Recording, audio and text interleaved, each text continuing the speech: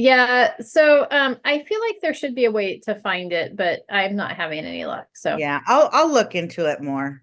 right. But yeah, if you called the association or send them over an email, they could tell you. Yeah. Um, all right, fabulous. So here tonight, welcome to our training, everyone who's joining us, and we are covering creating a CMA. So I'm going to kind of go at this the backwards way because that's how I like to approach things. Because normally what I do is I approach it from the beginning to the end, but then when we get to the end, then I'm telling you to go in there and do things. So it gets really confusing. So what I'm going to tell you to do first is I'm going to tell you to set up your cloud CMA. So under your productivity tools, and I believe Shauna, that MetroList also gives you the access to cloud CMA because I used to have it through both. Yeah. So you should be able to access Cloud CMA from here. That's the easiest way to tweak your settings. So if you click on that, if you haven't created a user account already, you may need to. Otherwise, it's just going to open up the home page here. Right. It just opens up once I'm into MetroList. Perfect. And that's what I was hoping for, but I know some of them need a different thing. This one has lots of options on it, just so you know, with your Cloud CMA membership. One of the cool things is that now I'm not seeing it. That's okay. We'll come back to that in a minute. Oh, I know where it was. All right. But you can create like buyer tours and like put in property information. So you can utilize this more than just like a CMA report, which is a comparative market analysis. It's one of the cleanest ways for a comparative market analysis, but there's some other things in there that you can do. One of the things is if you come over here, you want to click on account settings and set yourself up appropriately. So if we go to account settings, this is where you can make sure all your information is accurate. Your email is the one that you want people seeing, that the company name is correct, that your logo is on there, your city, all that stuff. So you can do that. You can also change your avatar. You can show your initials if you don't have a photo or whatever. So you've got lots of things there that you should mess with. And then should just work down the column on the left-hand side. So we start with profile. Then you've got your contact information. So this is where you could put, like, my stuff needs to be updated here. It's old. So I need to come in there and update that. So just make sure that your information is accurate and up to date in there. Your MLS credentials, you can save them in there for your primary MLS. Now, it used to not work if you pulled listings that were like, if my primary is berries and I pull listings out of MetroList, but now they've set it up since we've co-opted all the MLSs that it works now. So make sure that you put in your MLS system here. You just want to select your primary MLS, put your user ID and password. If you have multiple memberships, like full memberships, not just my key is co-opt with another one, but I actually have a full membership, then you could add alternate MLS here. Again, if it's part of the co-opt MLSs, it's unnecessary. But if it's not part of those and you've added additional ones, then you can click here to add that. The main important thing here is the custom pages.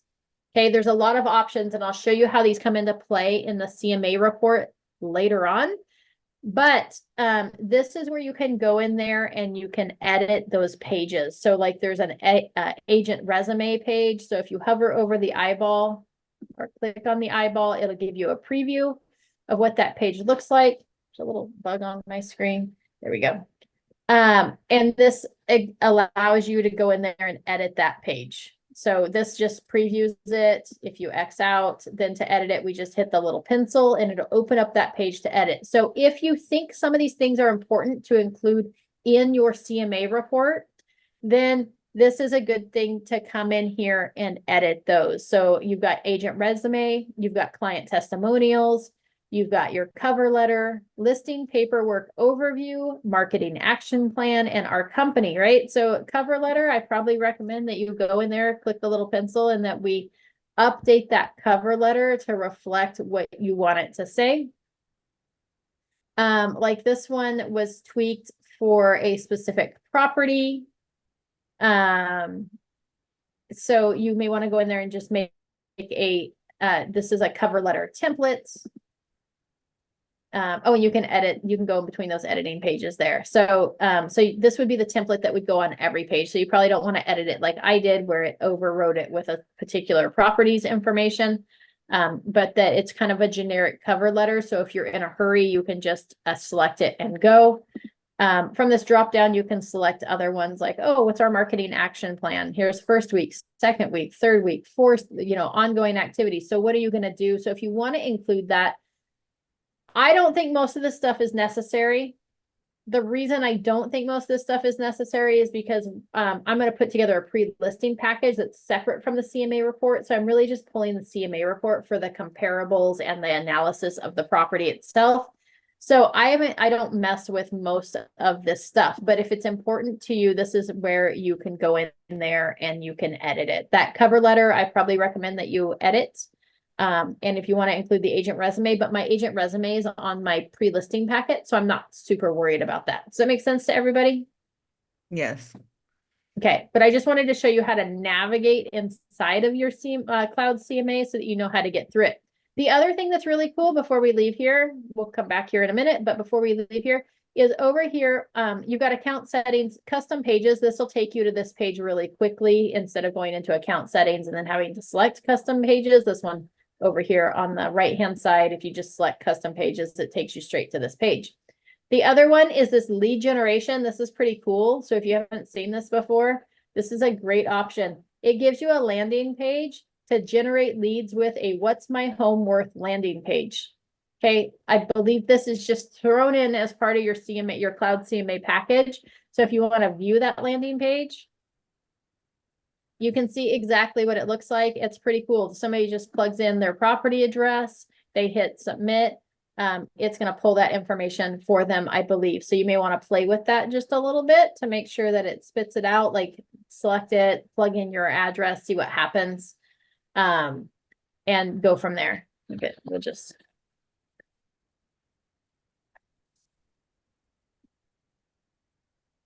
We found it. Oh, then so it's going to prompt you to then put in your contact information. So right, lead generation, we're getting their contact information.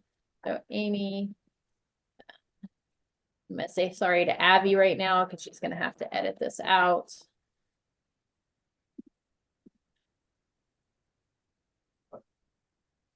And the square feet of my home, we're going to say 2,600. Email me my report. All right. It says it's on its way. So we're going to let that be for a few minutes and then I'll pull up my email here shortly and we'll see what that looks like. So anyways, but they got that cool lead generation page. So I think that's really neat. It's a good way to utilize on your social media and stuff. In fact, you can share it directly to your social media here. You can copy the link for your landing page here underneath the view landing page. So super easy to click and utilize that page. That's really what a lot of people want, especially if we're talking about sellers. A lot of sellers are like, what is my home worth? And they want to plug it in there. So you might want to try using that. It's handy, right? I wonder how it notifies you if someone does use it. Let's find out. Well, I don't think I have my right email plugged in here, so it's probably, oh, it's going to automatically email a finished report to all of your web leads. So I've got that checked. I'm going to be notified via email. So whatever email you have in the system, it's going to send you an email to notify you that you've gotten a new lead, and then it's also going to email the lead. Let's see here. Waiting for my email to open, but it's not participating right now. So we're going to go Cloud CMA. All right. So, so I got an email that says, you have a new lead from Cloud CMA. Let's see, I should be able to open that on here. We're going to go search CLOU CMA. All right. So this is what it looks like. You have a new lead. That's the one for the agent email. And it gives you all their information that they plugged in. They've received. I don't see it on the screen. Say that again? Oh, you can't see it. No. Yeah, I was Thank like, you. what are we talking about? Yeah. All right, hold on. Stop share. Sometimes I feel like I'm really techie, and then other times it takes me a while to figure out what I'm supposed to do. All right, let's go with this. We're gonna go desktop 1 and hit share. All right. So here's the email that got sent to me as the agent. You get all the contact information. The subject line is you have a new lead. And then you've received it through the quick CMA through your lead generation landing page. Here's the next steps. It's got the report in here so you can view the report that the client got. Pretty handy, right? The client side looks like this one, your complimentary CMA report. Thanks for requesting a quick CMA. Hawthorne Court, it's got active, pending, sold, days to sell. Since every home and market is different, I will follow up with you shortly so we can look at this information more in detail. Feel free to contact me sooner. It's got all your contact information. We're going to hit view report. See what this looks like. All right, so this includes the agent resume. So this is probably a good opportunity to make sure that you do those custom pages. Also, my logo has a white background instead of no background, so I can see that on here now. Comps, average pricing, price per square foot, online valuations up to 19% variance. It's saying there's an error margin there, and then time to sell 50 days. So if I click on comparable homes, then it opens up all the comparable homes. And this would probably be a good moment for me to be like, hey, so I took a peek. I know you put in for a analysis of your home, and unfortunately, our system's not super comprehensive. I can see that your home is much larger than most of the comps it included, as well as your home has a pool and a 10,000 square foot lot. So I'm going to rerun this for you. I'm going to shoot it over to you. Do you want me to send it over that same email that the original report was sent over to, right? So this is a good time to have that conversation, or even like if they don't answer their phone, send them over a text message to let them know that you're going to rerun it to make it more accurate. Because all of these homes that it's pulled are all sub 2,000 square feet homes, where the home that I pulled, the original address was over 2,000. So this average pricing isn't completely accurate because the comps are way low. So it is important to follow up. You can too, right? So we can always say, hey, like, don't automatically send the finished report, because then it's going to allow you to go in there and tweak it.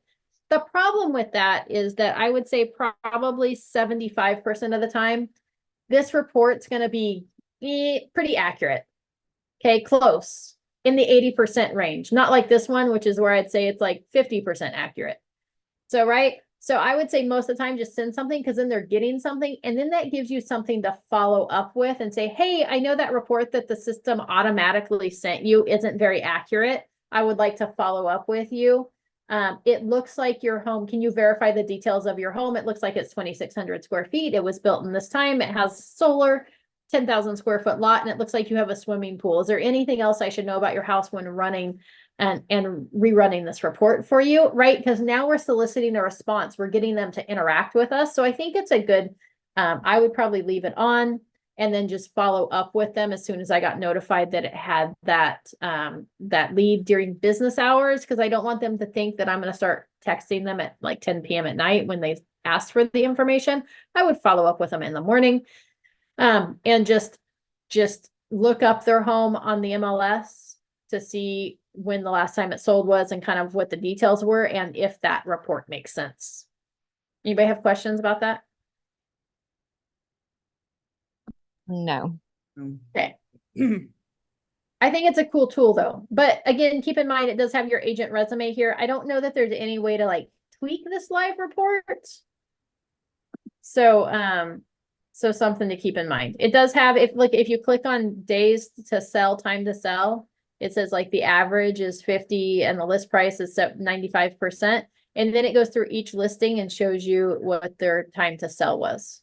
So I think that's actually kind of a cool little feature on it.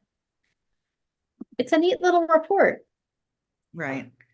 And it's realistic instead of them thinking that it could possibly, only be 7 days. Yeah, yes, as far as the timing and stuff, absolutely. Absolutely. Here, it's probably going to do the comparison of like Zillow's estimates vary up to 20%, right? So like, here's the property, here's what it sold for, here's what this estimate was, you know, so it's really good at doing that as well. So anyways, fun. I would mess with that a little bit and play around with it. Oh, I just closed out Cloud CMA. All right. So there you go. So that's Cloud CMA in a nutshell. The reason I started there is because, like I said, once we go through the CMA package, I always talk about, oh, you need to edit these pages if you're going to include them, but I never show anybody how to edit those. So that was your like behind the scenes of how to edit and some of the other tools that you have through Cloud CMA. All right. To run a CMA report, you're going to start in your MLS system. And I always go to searches and I always start with the interactive map search. That's my favorite search for CMAs. It's almost my favorite search for just about anything. Okay. Mhm. So I'm going to pull up that search here. It's going to pull up a map for me. My map is centered on Vacaville because in my admin and settings, it gives you the ability to be able to set where you want it centered. I think it's in there. And so mine centers here. If you don't have it where it's centered, it kind of like blows up a big map of part of California someplace. If I'm running comps on a property, hold on. In case you didn't know this little box right here with the arrow in the upper right-hand corner of the page will allow you to open up a second MLS tab. It's the only way you can do it. If I come back over here to Berries and click Berries Plus again, it's going to log me out of this one and log me into a new screen. So I'll still only end up with one. But if I click on this, I can open two. Magic. All right. So the only reason I did that is because I want to pull in a property that is in contract. All right. So let's say that I was going to run comps on a property. We're going to pick this 1451 Meadowlark. So what I'm going to do is here on this toolbar, right up here at the top on the white bar, I'm going to put in 1451 Meadowlark. So let's say that my clients were interested in writing an offer on that, or I had somebody contact me and they're thinking about selling it. That's how I would center. And I'm just making sure that if I pulled up it really doesn't matter, but it's a Fairfield property. Fairfield. Okay. I really picked Meadowlark because I know it's in a neighborhood where all the houses are pretty consistent. So once I plug it in here, notice it gives me a little pin on the map so that I can always track where that property is. And the reason I like the map search is that it allows me to see the neighborhoods, which is really what I'm looking for especially if I'm like familiar with that area, because I know, oh, like all these properties on this side are fairly similar.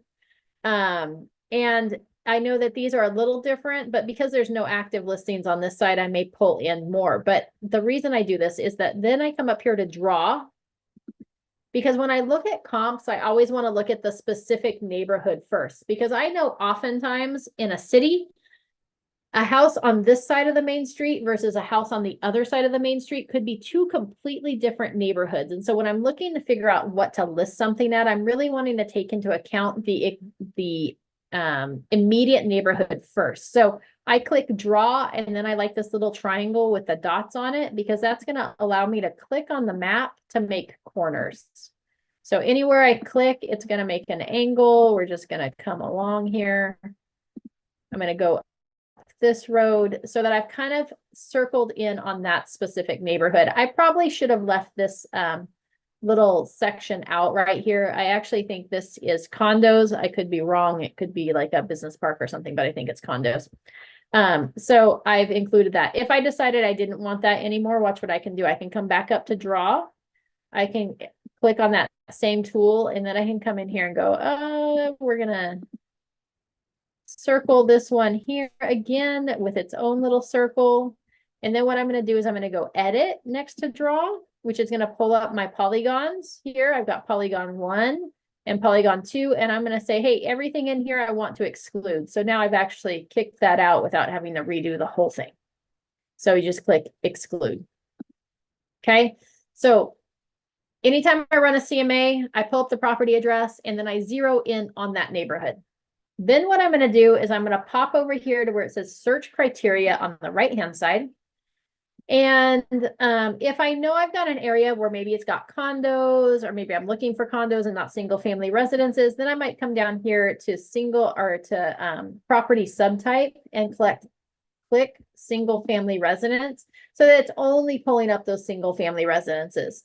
If I was looking for properties where like 2 houses on lot, right, like a single family plus the ADU, I might put it on there. Or if I was running comps on a manufactured home or a mobile home, it gives me the ability to be able to do that there. So subtype, single family residence, statuses, I'm going to select contingents, pendings, and closed. Okay, on my closed sales, I'm going to go back 3 months. Okay, so this is March. I'm going to include February, January, and December. Notice that wasn't like exact. That wasn't like, oh, we're going to go January, February, March. I'm going to go December 6th on. I usually just be like, oh, well, we went back to December. I want from December 1st on. It's not like this exact science. I just start with 3 months. Okay. Closed sales are what the appraiser is going to base it on. And that gives us the most accurate depiction of kind of what the market is doing, because those are closed sales. Those are done deals, things that actually closed. Our pendings and contingents we want in there because those show properties that are moving. Okay, that shows us kind of where the market is going, what properties have entered into contract. And we like our active and our coming soon because those are going to be our competition. Okay. Active and coming soon are not a good depiction of what the market value of a property is because it's not yet in contract. In fact, it may be it may be a good depiction of the fact that, you know, it's been on the market for 100 days and it's overpriced. So we could take that into account, but oftentimes we want all the closed, pending, contingents, and coming soons in there. Okay. That's normally what I start with. Okay. The other thing that I would do here is that this one happens to be on the market because I pulled up an address that was on the market. But on my secondary MLS screen, this search bar at the top, I could plug in 1451 Meadow Lark, I think is what it was. And if this property had sold in the past, I would be able to pull up the old previous listings of this property. So it would show sold here. It would show me all the history. That gives me, oftentimes when sellers contact me that they want me to potentially list their property, I go into the MLS and I look for the last time that it sold.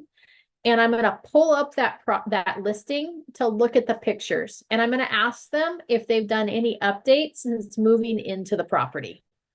Okay, so that's going to give me if they're like, oh yeah, we totally redid the kitchen and the bathrooms when we first moved in, I might ask, oh, what about the yard? Like when you moved in, it looks like the backyard was pretty bleak, like it just had like rocks or bark or something in it. Have you done any landscaping in the backyard? Right. So looking through the old pictures, I know these are current ones, but looking through the old pictures, it's going to give me a pretty good idea of what they've done to that property and what the condition is so that I can more accurately put together their CMA report based on the information I have before I go and see the property. Because remember, my goal is with my listings that I'm going to drop off a CMA report with my pre-listing package before I actually go inside the property.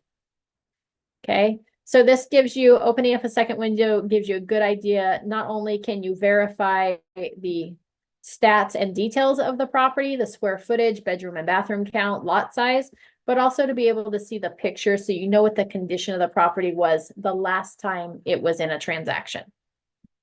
Okay, then we're going to come back over here. All right, so here I have, now keep in mind, let me pull up the search criteria again, and I'm going to show you something. So any yellow dots that I'm going to see on the map are going to be coming soon. Blues are going to be active and contingents. Green dots, like this one, is a pending, and any red dots are closed sales. When I run a CMA report, I'm really looking for at least like 3 closed sales. Okay, the rest I don't truly care about, but that's the most important thing. So I've got at least 3 closed sales here. If I didn't have closed sales, then I have one of 2 options to pull more properties in that might be a good match. Number one, I can expand my neighborhood of where I'm searching. Appraisers generally will go out to a half mile if they have to. They'll start with a quarter mile, they'll go out to a half mile. I'm trying to think like an appraiser and think like a buyer. So one easy way to make sure that I kind of stay within that realm or close to it is I can click the little pin that I dropped on the map and I can add a radius search of either a quarter mile or a half mile. So if I'm like, oh, let's try to stay within a quarter, that gives us there. And if I'm like, oh, let's go a half. So I can add multiple circles on here to see what else it pulls in. This neighborhood down here, I think it's a little different. And then this one, but it pulls in more options. If I want to eliminate those, so when I've got the shapes on the map, it's only going to pull the listings that fall inside the shapes that I've created. Okay. Now keep in mind that if I check this one and I'm like, oh, I want that one. And I check this little box here when I click on it. So now that's a checked box. If I come up here and hit edit on my drawings and I say, hey, we don't want that big circle anymore, it's going to take away the big circle, take away all the listings that were inside of that big circle, except for the check mark. Anytime there's a check mark, it's going to keep that one in our search. Okay, to undo that, all we do is you just click on it again, uncheck it, and now that listing's gone. Poof. All right. So this is what I start with. I start with the neighborhood. I start with a pretty broad search of listings to make sure that I've got enough.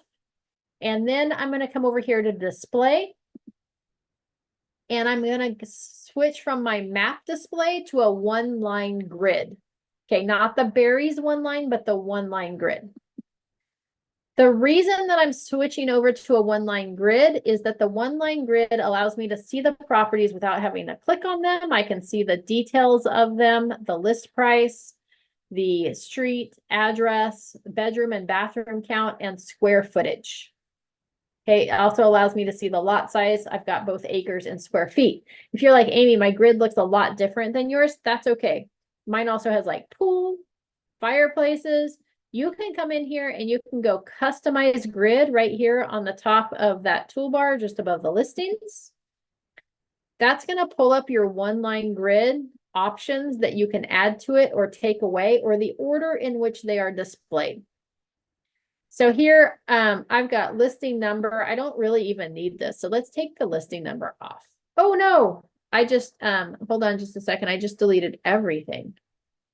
Let's go back to list. No, I don't want to save changes. Oh, I think I just hit save changes. All right, so here we go. Now we've got to go back to, we're going to restore defaults. All right, we're going to take away, now I've got to create my whole thing again. Oh, I just did it again. Restore defaults. This remove, don't hit this remove all button. It looks like it should be because it's red. Listing number, just hit remove. Property subtype, let's see, status display, price, days on market, street address. Well, we're just going to leave that on there for now. But over here from this column, if I wanted fireplaces, I can select number of fireplaces and we just hit add. If that one had a number 20 in here, so it added it as the second item. I don't know why they go up by 10s and not 1s. Don't ask me for that. I have no idea. But if we decided that, gosh, we want days on market to go up, I could select it over here and I could go move up. And then we would have property subtype and then days on market. I'm going to have to redo my whole grid now, but that's all right. Once you're done, you're going to hit save. And then we're going to go back to list. Okay, so that's how you're going to edit your grid to be to show this. So whatever you want displayed on here, pools, fireplaces, whatever you like, you can change this up and then set it up that way so that every time you pull it up, it'll be exactly the same. The other reason I like the default grid is not only can you customize it, but if I'm like, man, I want to sort by square footage. If I just click the top of the line here, the blue hyperlink for square footage, it's going to sort it smallest to largest. And if I click it again, it'll now go largest to smallest. It'll flip them around backwards. Okay. The property that we're looking at is 1618 square feet. So the nice thing about this neighborhood, I picked a nice easy one. Usually I end up with really hard addresses to try to show you how to do a CMA on. There are 1, 2, 3 additional properties that have all closed in the last 3 months that are the exact same floor plan. Okay, appraisers are going to look at the exact same floor plan first. Okay, so if I'm going to select these properties, I'm going to check those boxes. I'm also going to check the box. This one's a little bigger. This one here at 1696 square feet, but it's listed at 585 and it's pending. So it shows that it went into contract. So I'm going to select that one because the size is similar. Okay, then I'm going to go back. There's a couple different ways to get back to the map. You can either click revise criteria, or we can come over here to display and go back to map view. Okay, so either revise criteria or map view will get you back to the map if you want to toggle between the map and the listings. And then see the ones that I check marked are now check marked on the map. Also, I could have like looked at them on the display grid, but we can look and see what those look like, right? So this allows you to be able to do that.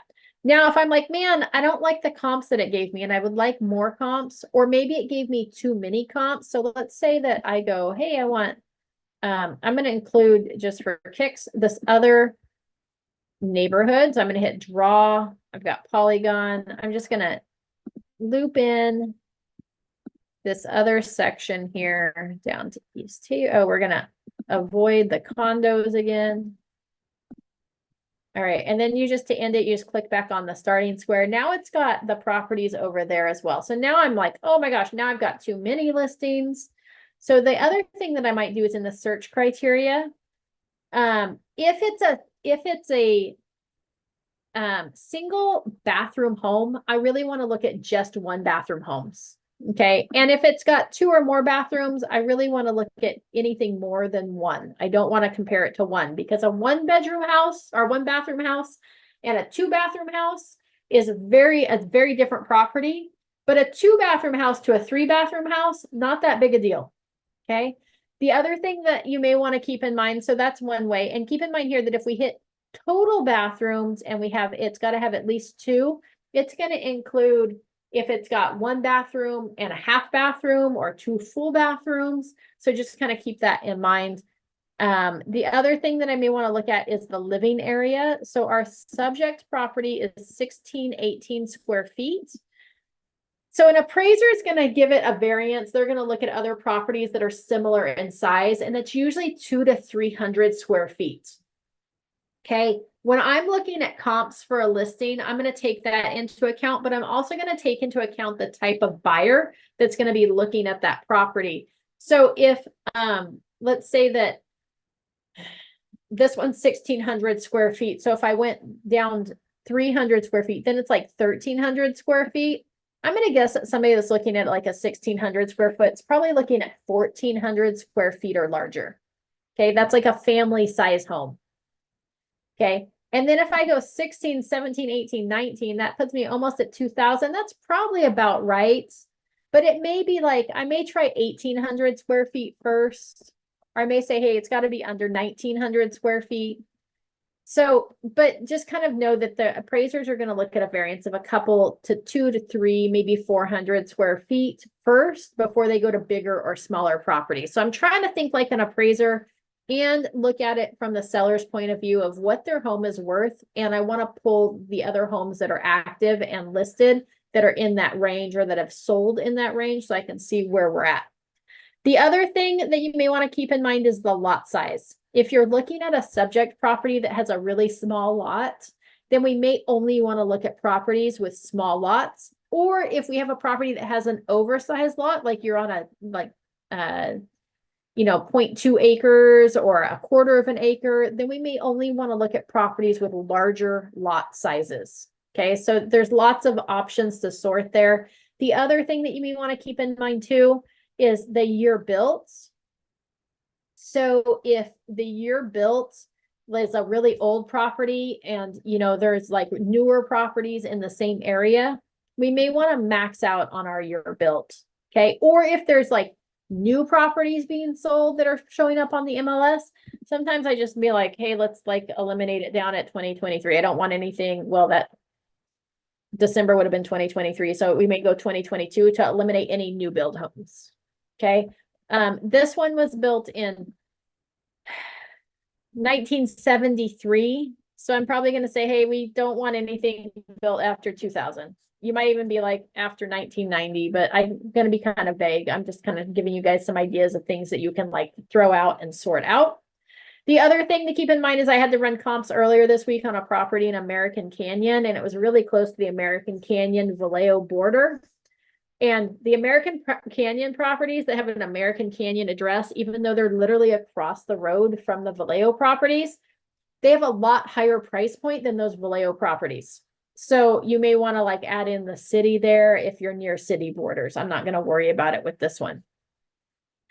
The other thing that you may want to keep in mind, and I don't even know where to adjust it here. Let me see if I can find.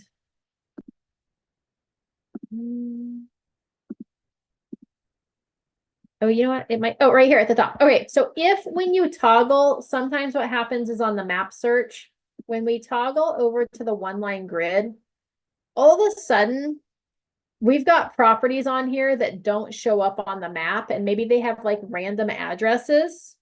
Okay, like maybe they're in Sausalito, who knows, right? If we go back to revised criteria and you go to your search criteria, this include unmapped listings, that will pull up random properties. So you want that off. If we toggle it on, then what happens is that if somebody has put in properties into the MLS that aren't mapped, those are all going to show up regardless of their location. So I like to leave that off. Any questions so far? No. Okay. I'm going to toggle back to our one line grid. We know that the properties here, okay, I'm going to sort again by square footage. I don't know why it changes the look so much with the square footage. That's okay. We've got the ones selected that are the same square footage, and we may want to take a peek at those. Oh, look, I took away the listing number. So then it took away my ability to be able to see the listing. So hold on, I got to customize the grid again without deleting everything this time. And we want a listing number. So these are alphabetical. I think it was under listing number. LI.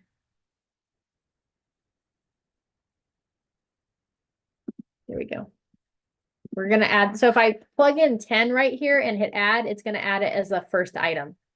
If I didn't plug anything in there and I added something, so let's say I want the listing date and I click add, it's just going to add it down there at the bottom. And then if I decided, oh, that was the wrong spot, I can move it up. Or I can take it away. All right, and then we're going to hit back to list. Yes, we want to save it.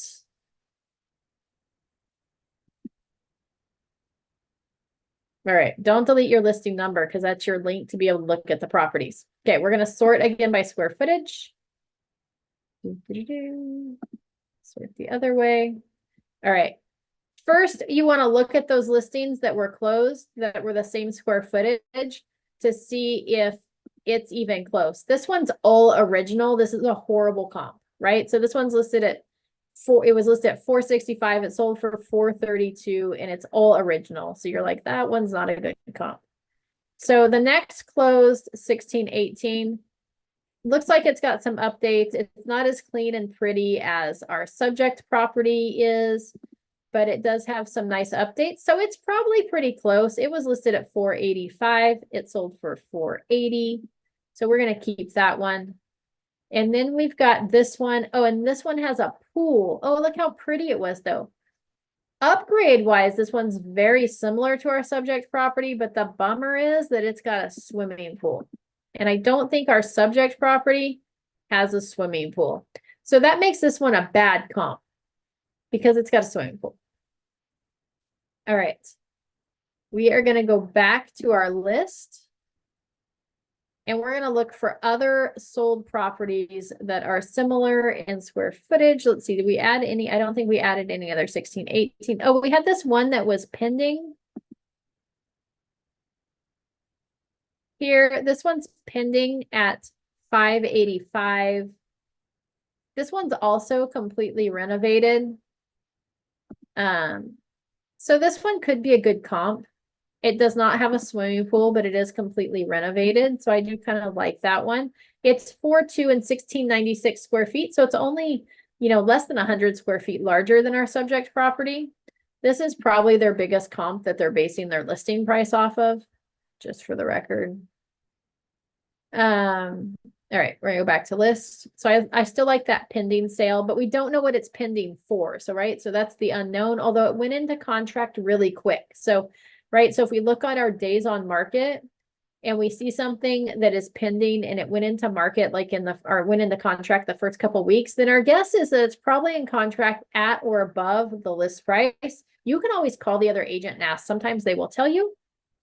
Let's look at our other closed sales. We've got this one at 1,400 square feet.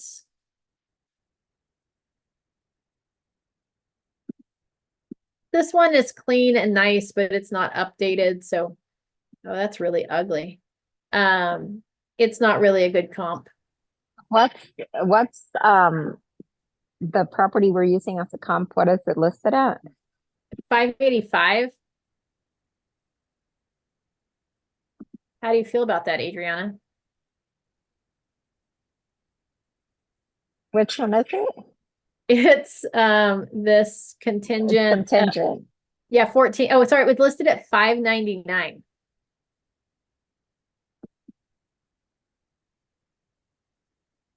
It is a big corner lot at 7,000 square feet. It does have nice wood floors. They flipped it. It's updated, new kitchen, Mhm. new bathrooms. There's nothing spectacular about the yard except it's a corner lot.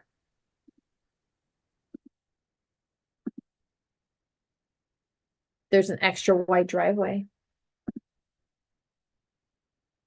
This just is a good indicator. So we're going to look at this. There's a couple over here that are higher priced that are active, and then some that are contingent. This is the highest one. Oh, and it went really quick. That just is a good indicator that the market is changing. I'm going to pull this Sparrow one in just because it's been on the market for a little while and listed too high. So I think that would be a good comp. So, right, so I'm looking at comps. And I may want to just scroll through the rest of them and look and see if there's any others that are like fantastically updated. That one is not it. I'm going to start at the beginning.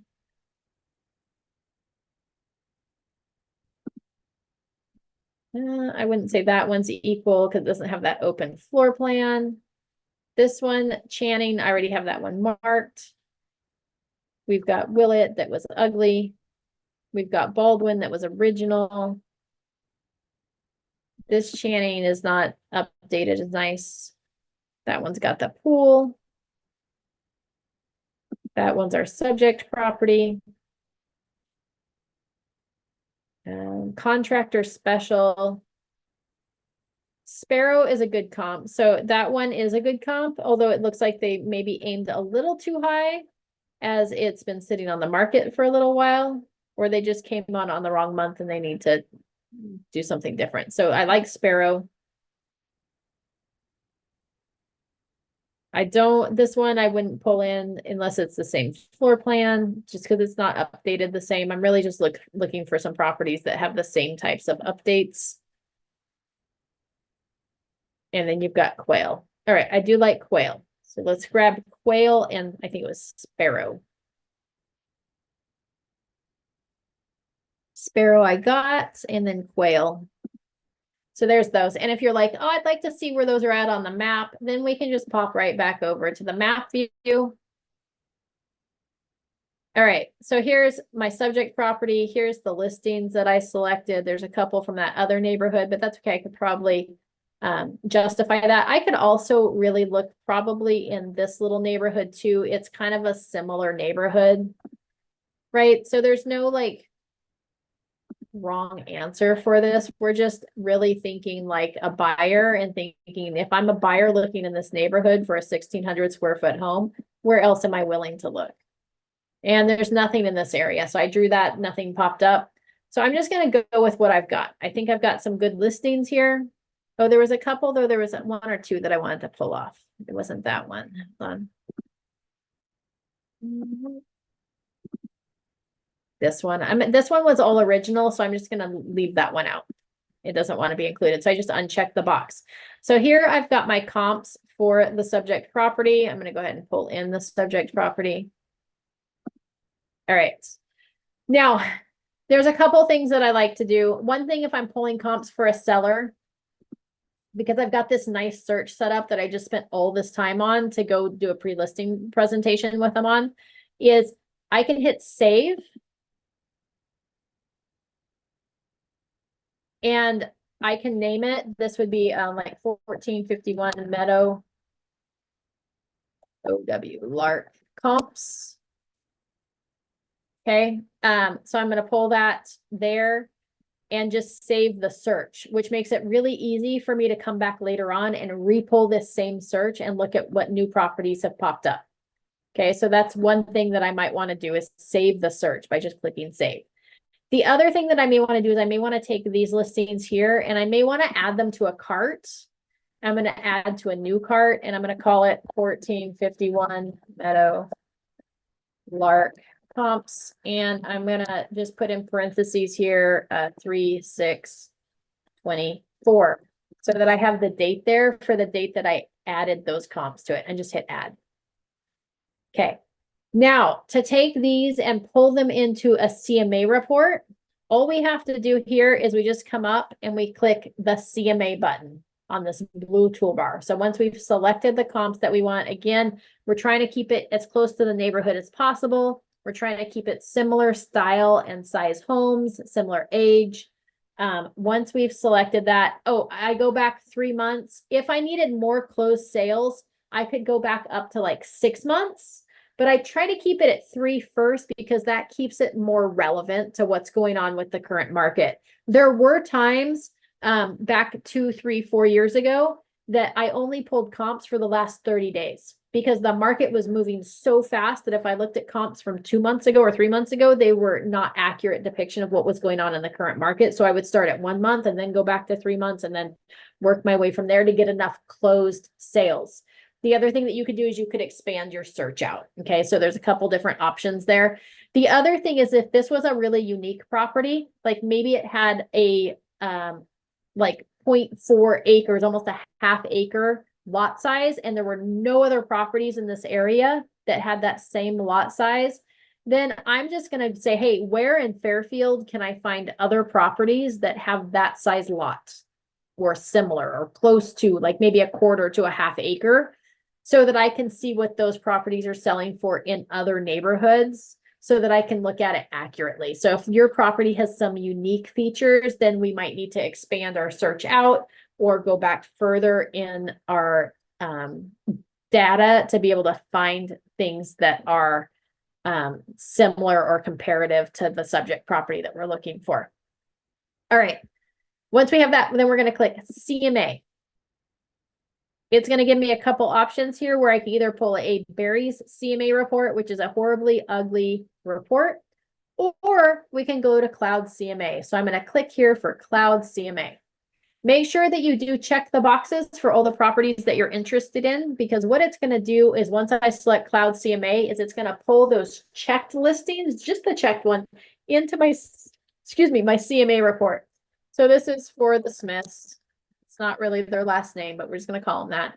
We're going to plug in 1451 Meadowlark. It should pop up and auto-populate it, and then it's going to pull that information from the listing. If yours doesn't automatically pull for whatever the listing is that you're looking for, it's just because there's no recent tax history on it. So then you'd want to go back in and pull that information from your tax records or your MLS system or whatever, pull it in there so it has it.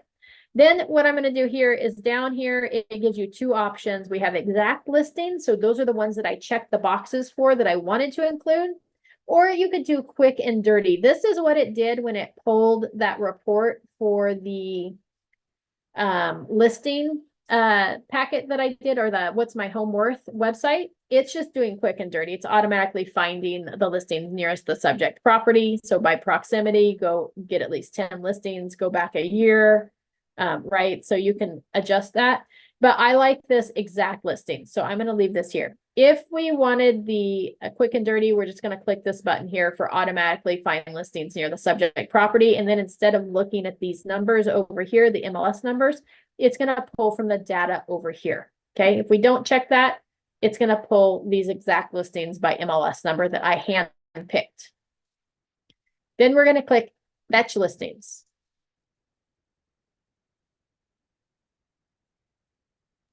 Amy, is the appraiser only looking at closed properties, appraiser, or is he also looking at what's active on the market? The appraiser is going to look and give most weight to closed listings because those are done deals. This would be for like a pre-listing package. So we want to kind of take into account everything, but an appraiser is going to look at closed. They might add like a pending sale to an appraisal report to show like if the market's trending up or down or whatever the market's doing, they may use that to help justify the value that they give. They generally will never pull an active listing though. It either has to be like pending or closed. Okay. And they're going to give the most weight to closed sales. Here is that report. It shows all the listings that I pulled in their location.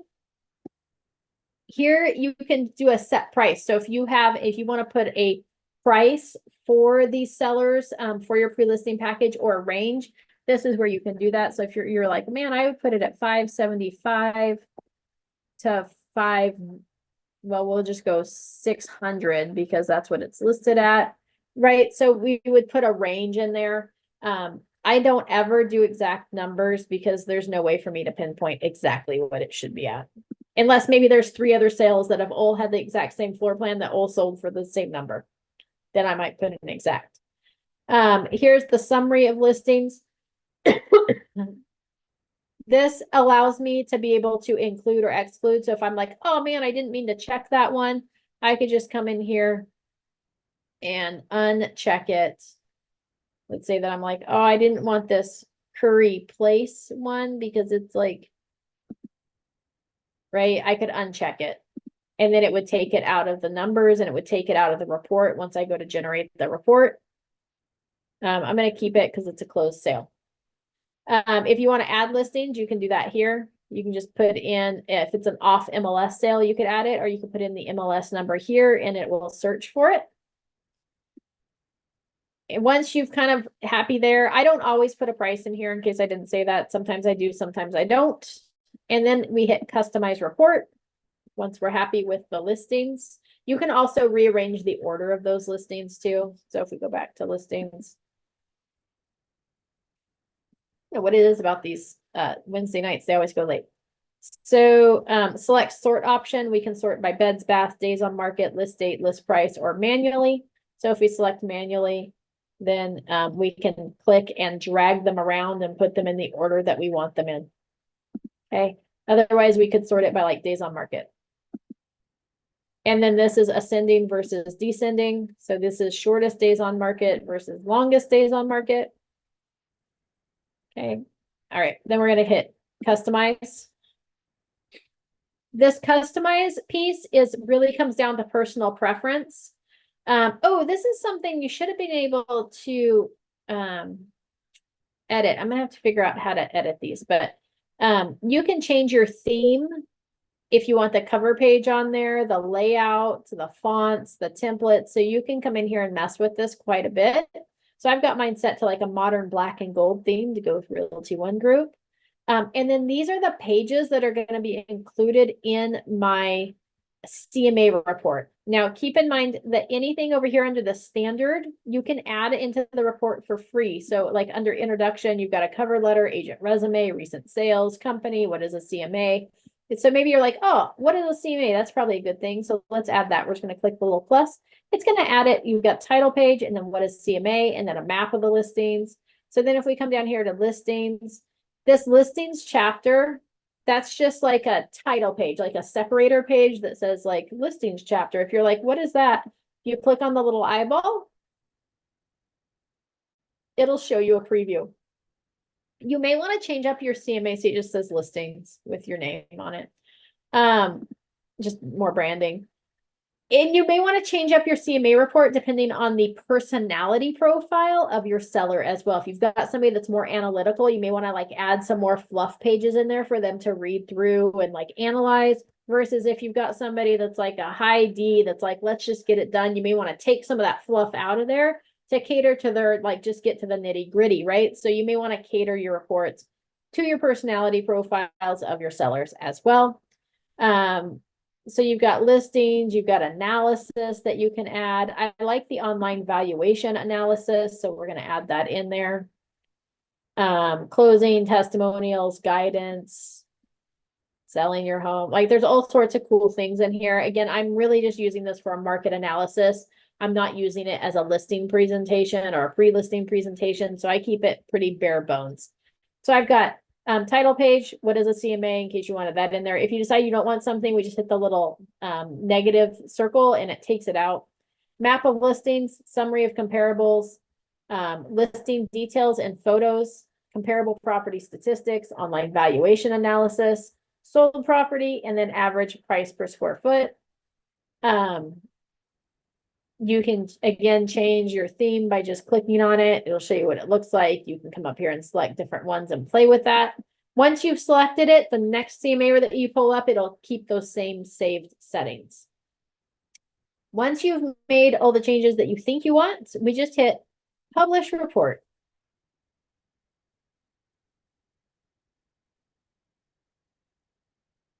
And then it's publishing this report. Once it's done, you can view the PDF, you can view the live, you have less control over the live. I haven't figured out how to edit that live yet. But that looks like that report that we pulled up for the email that got sent out. You can copy the PDF link, live link, email the report, view the PDF. So this is what that finished report looks like that I pulled if you look at it in the PDF format.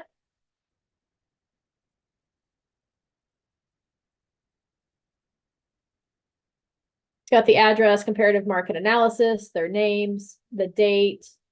Then it's got that map of comparables with the list. So it's got them all laid out here. Summary of comparables, backup offer listings, pending listings, sold, active, right? So it's got all that stuff in there for you to look at. There you go. And then it's got each property, just like you'd see it in a grid on an appraisal, with each property a picture and then it comparing it to the subject property. It's got all 6 of those. Then we got our comparable property statistics here, like what's pending, what's sold. Out of the sold listings, you've got the lowest. Oh, that's active. I was like, that's not right. You've got the lowest is 480, the highest is 560, the average is 506. Right? You can adjust the price. I don't mess with that, but you can go in there and make adjustments to the listing price based on each comp. Like, oh, this one has a pool, add 20,000. This one's got a bathroom, add 5,000. I don't do that because I'm not an appraiser.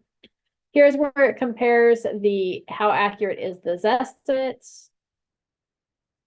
Right? It just shows like, here's what it was listed for. Here's what this estimate was. Or here's what it sold for. Here's the price, here's this estimate. So just showing them that you shouldn't always trust that. Here's the days on market and the percentage for list to sold.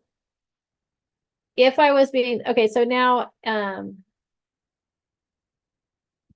right, so let's go back now to the CMA report and let's say that, oh man, I am not happy with this report. I want to make some changes to it. Let's go back to CMAs. All right, here I can edit. So I just hit back to CMA reports, or I went back to, you can click the CMA button at the top of the page right here. That would take you to the same page. From here, you can go edit. So if you're like, man, there was something about that I didn't like, I'm gonna go customize. And really what I didn't like is I put in a price range in there and it didn't show up. So now I'm gonna go into analysis, suggested list price. I just added that in. So now it's gonna have the suggested list price in there. If I want to know what that's gonna look like, we just click the little eyeball.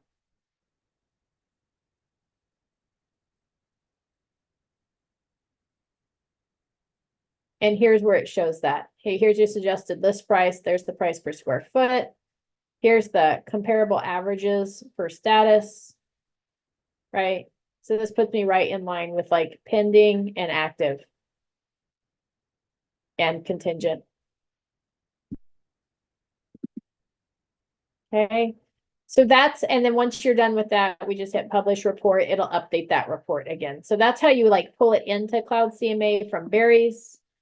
That's how I run that report. So remember I saved that search. So let's say if I wanted to go back, I just come into searches, save search. Then I can go 1451 Meadowlark comps and it pulls that search right back up from me. And if this like a week had gone by, it would pull in any new listings or new closings. It would update it based on the current market. The other thing that I did was, remember I threw some in the cart. So every time I've got a property that goes on the market, I pull listings, I get the comps for it, and that's how we determine a sales price. I throw those comps into the cart. One of the reasons I do this is I can go in the carts now. I can go find that cart. Oh, there it was, the 1451 Meadowlark. I can click on it. This is just going to have the listings that I checked and added to the cart in there. So it makes it really easy to re-pull up those comps. Like if I was putting together a report for the appraiser or something like that, or another agent said, hey, I'm not seeing where you got that value of like 600,000. Can you send me over your comps? Absolutely. Right here, I've just got it checked. Now I can go in and run a report and send it over to the other agent so they can see it. So this makes it really easy to access that by just saving those listings to the cart. If I wanted to go back to, in case you're like, you accidentally click on something and you're like, oh my gosh, I just did all that work on that search. I didn't save it. And now I clicked on something and now I'm out. If we just come over here, you should have a box somewhere on your home screen that says recent searches. This is the map search. You just pull it back up and it's going to pull up that last search that you did that you accidentally closed. Questions, thoughts, or comments? This was helpful. I always get confused when I try to use the what is this? The map grid the map or search. Yeah, I always get confused. I think I was doing the search criteria first, and then I couldn't figure out how to, I don't know, but I'm glad you did it again. Now Good. I have clarity. Good. Let's see here. I was going to click back over to Cloud CMA. See if I can figure out CMA report. Buyer tour. I was just seeing if I could figure out how to get into my Cloud CMA settings as far as the reports themselves.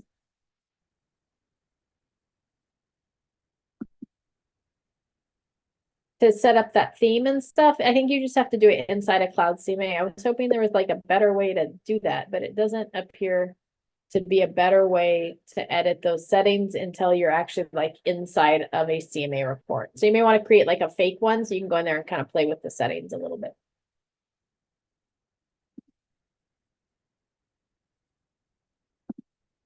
All right. Any other questions? No, it looks good. Fabulous. All right. When you get your first few listings, you'll have your mentor there to help you as well. So they'll help you pull up your CMA report. They may have a different way of doing it than what I do. My way is far, no, I'm joking. There's lots of different ways to do this. I just like it because I can see the neighborhood. So that's why I use the map search, but there's no wrong or right way to do it, really.